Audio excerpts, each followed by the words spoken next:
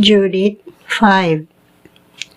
Sa pagkabalita ni Holofernes ang general nga taga-Assyria nga ang mga Israelita nangandam alang sa gubat o gisampungan nila ang mga agyanan sa bukid, gilig-on ang mga tumoy sa bukid og nga nagbutang silag mga babag didto sa mga kapatagan, mibukal ang iyang dugo sa kasuko. Gitigom niya ang tanang pangulo nga taga Moab, ang tanang mga general nga taga Amon ug ang tanang gobernador sa kayutaan nga nag-ubay sa kabaybayunan sa Mediteraneo ug giingnan sila. Nagpuyo kamo sa Kanaan, busa tug-ani ako mahitungod sa katawhan nga nagpuyo niining mga bukira. Unsa mang mga syudara ang ilang gipuy-an, unsa man ang gidakon sa ilang kasundaluhan, unsa may tinubdan sa ilang gahom o kusog, kinsa man ang hari nga nangulo sa ilang kasundaluhan, ngano man nga silaram sa tanan nga katawhan sa kasadpan ang nagdumili sa paggula o pagampo kanako. Unya, si Aquayor, ang pangulo sa tanang taga-Amon, mitubag kang Holofernes sa pag-ingon. Sir, kung mahimo pamatia ako, tug-anan ko ikaw sa tinuod, mahitungod ni ining mga tawhana nga nagpuyo sa kabukiran dool sa imong kampo. Dili ako magbaka kanimo, kining mga tawhana nga kaliwat sa ubang mga taga-Babylonia nga mibiya sa pagkinabuhi sa ilang mga katigulangan aron pagsimba sa Dios sa langit. Sa katapusan, gipapahawa sila sa ilang yuta tungod kay nagdumili sila pagsimba sa mga Diyos sa ilang mga katigulangan. Unya, may kagyaw sila ngadto sa Mesopotamia, diin nagpuyo sila sulod sa taas nga panahon. Humaniini gisugo sila sa ilang Diyos nga mobiya sila sa Mesopotamia o muadto sa yuta sa Kanaan. Diin mipuyo sila og nahimong mga adunahan kaayos sa bulawan, sa plata ug sa mga hayop.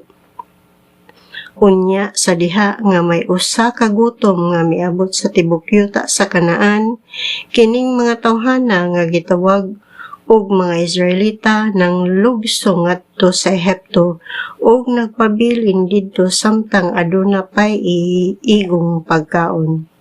Sa ilang pagpuyo didto, nahimo silang usa ka dakong nasod nga may hilabihan kadaghang tawo nga dili na sila maihap.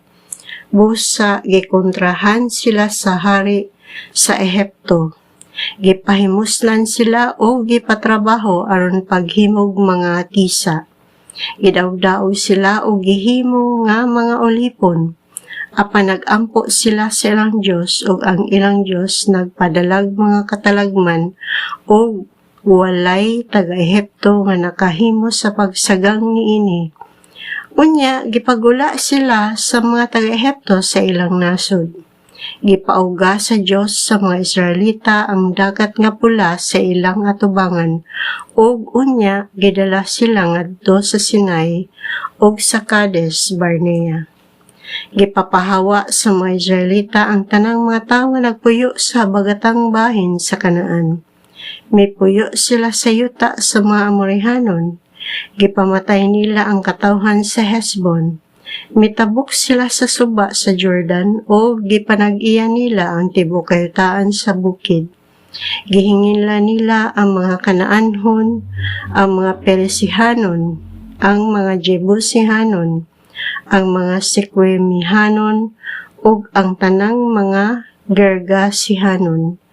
Ang mga Israelita nagpuyo na karon ining mga bukira sa dugay ng panahon. Kontra sa ilang Diyos ang pagkadautan ug samtang wala sila magpakasala batok kaniya nagmauswagon sila. Apan sa dihang misupak sila kaniya, nagantos sila sa dakong kapilihan diha sa mga gubat ug sa katapusan nga bihag sila ngadto sa usa ka nasod nga langyaw. Gigunob ang templo sa ilang Dios ug ang ilang mga syudad gipuy-an sa mga langyaw. Apan karon nga mibalik na sila sa ilang Dios, nahibalik sila sa ilang yuta gikan sa mga nasod diin sila gitaybulaag. Gipanag-iya nila pag-usab ang syudad sa Jerusalem diin anaa ang ilang templo ug nagpuyo sila pag-usab sa kabukiran nga wala pay nagpuyo. Sir, kung kining mga tawhana nagpakasala karon batok sa ilang Dios, bisan sa wala nila hibaw-i, ug kung makasiguro kita nga sad-an sila sa pipila ka kalapasan, mulampos kita pag-atake kanila. Apan kung wala sila magsupak sa balaod sa ilang Dios, pasagdi sila, kay kung dili labanan niya sila ug maulawan kita tubangan sa tibuok kalibutan. Sa pagkahuman og sulti ni Aquayor, ang tanang mga tawo nga nagtindog libot sa tolda misupa kaniya. Ang mga pangabaga mismo ni Holofernes, ingon man ang mga taga-Moab ug ang mga tawo sa kabaybayunan sa Mediteraneo nangayo nga patyon si Aquayor. Nangutana sila, nganong mahadlok man kita niini mga Israelita? Huyang sila o dili sila makahimog ligong pagpanalipod. Mupadayon kita, General Holofernes.